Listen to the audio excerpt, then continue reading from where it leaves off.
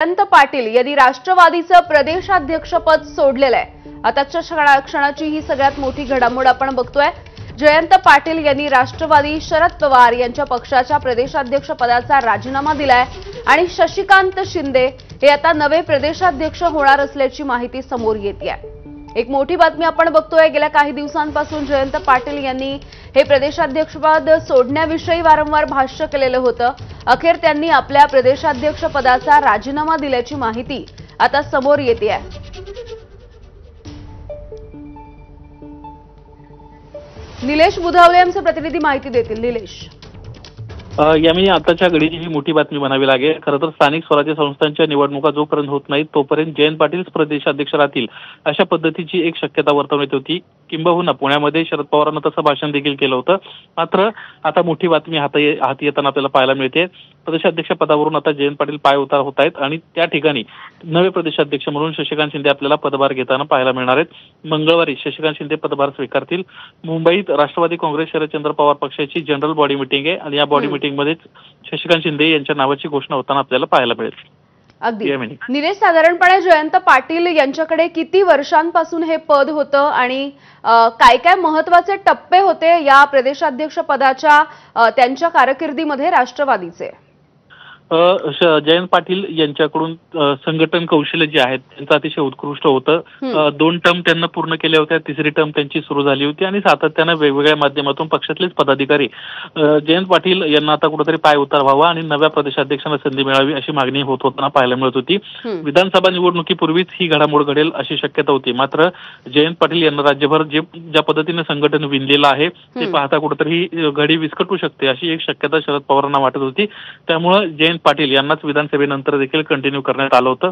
काही दिवसांपूर्वीच पक्षाची एक अंतर्गत बैठक झाली होती आणि त्याच्यामध्ये कुठेतरी रोहित पवार यांना आता नवीन प्रदेशाध्यक्ष व्हावेत अशी यासाठी स्वतः भूमिका घेतल्याचं देखील पाहायला मिळत होतं। मात्र अखेर शरद पवारांना लवकरच हा निर्णय घेतला जाईल अशी एक शक्यता वर्तवली आणि स्थानिक स्वराज्य संस्थांच्या निवडणुकानंतर होईल असं देखील सांगितलं होतं। मात्र आता पक्षाने एक वेगळा निर्णय घेतलाय। स्थानिक स्वराज्य संस्था आता तोंडावर आहेत आणि तत्पूर्वी नवे प्रदेशाध्यक्ष म्हणून शशिकांत शिंदे आता पदभार घेत आहेत। आता शशिकांत शिंदे यांच्यावर आगामी निवडणुकीमध्ये पक्षाला कशा पद्धतीने यश प्राप्त होईल यासाठी प्रयत्न करण्याची एक मोठी जबाबदारी आहे। शशिकांत शिंदे यांच्याकडे आता खऱ्या अर्थानं स्वतःला सिद्ध करण्यासाठी स्थानिक स्वराज्य संस्थांच्या निवडणुका एक महत्वाची एक मैदान असणार आहे। शशिकांत शिंदेचा प्रवास जर आपण काही क्षणांसाठी तुम्हाला थांबवते। आता जे नवे प्रदेशाध्यक्ष होतील राष्ट्रवादीचे ते शशिकांत शिंदे सध्या आपल्या सोबत आहेत। शशिकांतजी, सुरुवातीला अभिनंदन तुमचं, कारण नवे प्रदेशाध्यक्ष म्हणून तुमची आता कारकीर्द सुरू होणार आहे। तुमची पहिली प्रतिक्रिया? नाही, अजून निश्चित नाव नाही आहे। पवार साहेब जो निर्णय घेतील, जयंत पाटील सुप्रियाताई जो पक्ष निर्णय घेईल तो मान्य असेल आणि मला वाटतं की 15 तारखेला या संदर्भात पक्षाची बैठक आहे। त्यावेळेला काही नाव चर्चेत आहेत, तर माझं पण नाव चर्चेत असेल आणि त्यावेळेला निर्णय होईल, त्यावेळेला निवड झाली किंवा काय करतील पक्षश्रेष्ठी जो निर्णय घेतील त्याप्रमाणे आपण निश्चितपणाने काम करू।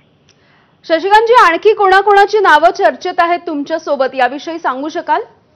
नाही, याच्याबद्दल काही कल्पना नाही, मला तुमच्याकडूनच कळलेलं आहे। त्यामुळे मी एवढंच सांगू इच्छितो की शेवटी आताच्या घडीला संघटनेच्या माध्यमातून ज्या पवार साहेबांनी इतक्या वर्षामध्ये या महाराष्ट्रामध्ये एक इतिहास घडवला, काम केलं, पक्ष संघटना बांधलेल्या आहेत, आज पक्षाच्या माध्यमातून काम करण्याच्या बाबतीमधली आज संघर्षाचा काळ आहे आणि त्यावेळेला निश्चितपणाने लोकांना अपेक्षित अशा प्रकारचं नेतृत्व पवार साहेबांनी अनेक उभे केलेले आहेत आणि तशा प्रकारचे नेतृत्व आजही पक्षामध्ये फार मोठ्या सक्षमतेने आहे आणि अजून जयंत पाटील सारखा अध्यक्षांनी ज्या पद्धतीने काम केलेलं आहे त्याची तुलना होऊ शकत नाही। परंतु अजूनही कशा पक्षाचा निर्णय काय झालेला नाहीये।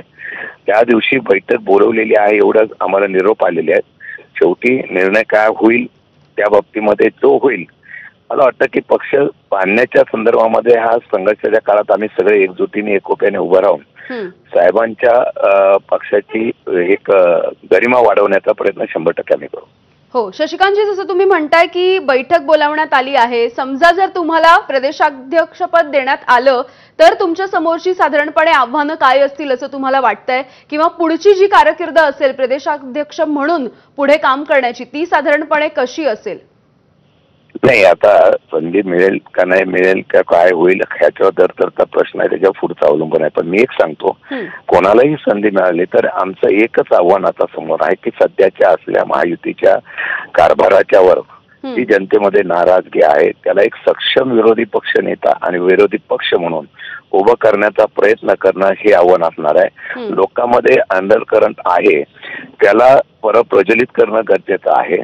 निवडणुकीच्या प्रक्रियेमध्ये सध्याच्या याच्यामध्ये लोकभावना किंवा लोकांचे प्रश्न याच्यापेक्षा निवडणूक कशी जिंकायची ही नवीन पायंडा हातोटी या ठिकाणी आलेली आहे. पण लोकांची क्रांती आणि उद्रेक किंवा लोकांचा विरोध ज्यावेळेला होतो, उठाव होतो, त्यावेळेला इतिहास घडत असतो. मला वाटतं की तशा पद्धतीचा सरकारच्या आणि या महायुतीच्या असलेल्या वेगवेगळ्या प्रकारच्या अपयशाकडे किंवा त्यांच्या चुकीच्या निर्णयावर बोट ठेवून लोकांना प्रेरित करणं हे आव्हान असणार आहे. आणि येणार सध्याच्या निवडणुका ज्या आहेत स्थानिक स्वराज्य संस्थेच्या वगैरे यासाठी काम करून लोकांमध्ये विश्वासार्थाच मी बघितलं असेल शेतकऱ्यांचे प्रश्न आहेत, युवकांच्या बेरोजगारीचा प्रश्न आहे, नुसते आश्वासनं आहेत. 75,000 नोकऱ्या आता लगेच येतो, निवडणुका आल्या की आश्वासनाची खैरात आता होईल. परंतु हे करत असताना लोकांना हे सत्य पटवून देणं गरजेचं आहे आणि मला वाटतं तसं करून जागृती करणं एक आव्हान असणार आहे. शशिकांतजी, जसं तुम्ही म्हणताय की अनेक आव्हानं आहेत, मग सक्षम विरोधी पक्ष म्हणून सुद्धा समोर येणं हे एक आव्हान आहे. मात्र दुसरी एक गोष्ट म्हणजे पक्षांतर्गत असणारं राजकारण, कुरघोड्या किंवा मग अंतर्गत बंडाळी हे सगळं तुम्ही गेल्या काही वर्षांमध्ये अनुभवता आहात. त्यामुळे पक्षामधून आउटगोईंग कमी करणं आणि इनकमिंग वाढवणं हे सुद्धा एक महत्त्वाचं आव्हान वाटतं तुम्हाला? मी तुम्हाला एक सांगू का, शेवटी इनकमिंग आउटगोईंग होत असते. पवार साहेबांचं एक नेहमी लक्ष आपण घेतलं असेल की नवीन लोकांना संधी देणे आणि त्यांच्याकडून नेतृत्व उभं करणं हे साहेबांचं नेहमीचा दृष्टिकोन आहे. आम्ही तोच अजेंडा डोळ्यासमोर ठेवावा असं मला वाटतं की कोण जात आहे, यश अपयश लगेच आपल्याला यश मिळालं पाहिजे आणि याच्यापेक्षा आपल्याला एवढंच करावं लागेल की नवीन नवीन लोक जे आहेत ते राजकीय सामाजिक चळवळीमध्ये इच्छुक आहेत, अशा लोकांना प्रेरित करून त्यांना काम करण्याच्या संदर्भामध्ये पुढे जर आणलं तर महाराष्ट्रामध्ये चांगल्या प्रकारची बदल घडवण्याची क्षमता ही युवक वर्गामध्ये आणि सामान्य जनतेमध्ये आहे. तशा पद्धतीने इनकमिंग आउटगोईंग होतं ना. आज सत्तेमध्ये आहे म्हणून इनकमिंग आउटगोईंगचा प्रश्न चाललेला आहे. पण सत्ता ज्यावेळेला बदलते दिसल्यानंतर बरेच लोक हा बदल करण्याचा परत प्रयत्न करतात. सध्या जर आपण बघितलं सरकारमधल्या वेगवेगळ्या प्रकारचे आरोप प्रत्यारोप बघितल्यानंतर जनता 100% या प्रकरणाला नाराज आहे हे पण तुम्हाला दिसून येईल आणि तशा पद्धतीच्या माध्यमातून भविष्यकाळामध्ये आपल्याला काम करावं लागेल. शशिकांतजी, प्रदेशाध्यक्षपद एखाद्या पक्षाचं असणं ही खरं तर खूप मोठी तशा अर्थी जबाबदारी असते. तुम्हाला जर ही जबाबदारी मिळाली, तुम्हाला जर ही संधी मिळाली तर कुठली 3 कामं असतील तुमच्या डोळ्यांसमोर जी तुम्ही प्रामुख्याने सुरुवातीला कराल? मला जर संधी मिळाली तर मी माझं भाग्य समजेल. एक तर पवार साहेबांच्या सारखं माझं दैवत आहे आणि त्या दैवताचा 50-60 वर्षाच्या महाराष्ट्राच्या देशाच्या राजकारणातल्या एका धुरंधर अशा अनुभवी नेतृत्वाच्या पक्षाचं पदाधिकारी होण्याचं भाग्य मिळालं तर मी माझं भाग्य समजेल.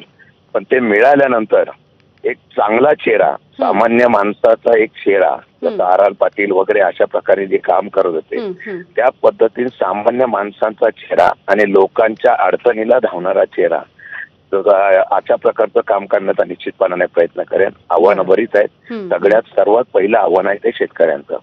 आज शेतकरी आता बघितलंय पाऊस इतका पडलेला आहे. आता सरकारला आम्ही सांगितलं ओला दुष्काळ जाहीर करा, अजून त्यांनी केलेला नाही आणि त्यांच्यावर वेगवेगळ्या प्रकारची संकट आहेत. पहिला शेतकरी बळीराजा आणि त्यानंतर युवक वर्ग अशी 2-3 कामं जी आहे आणि सरकारच्या चुकीच्या भूमिकेवर ठाम विरोध करणं अशी भूमिका घेऊन चालावं लागेल. ठीक आहे शशिकांतजी, धन्यवाद.